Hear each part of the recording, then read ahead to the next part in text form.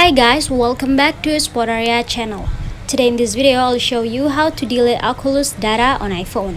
But as always, before you continue this video, I hope you like, comment and subscribe to support this channel, and don't forget to hit the notifications bell. So without any further ado, let's get started.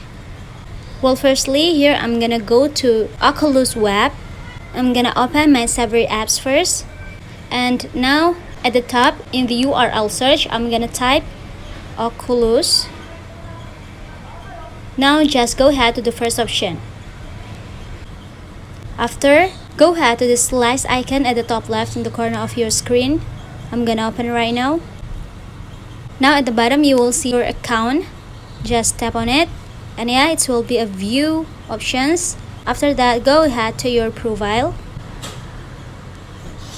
At the top you will see the field. Just go ahead, and there are so many options. Just scroll it down until you find privacy center here.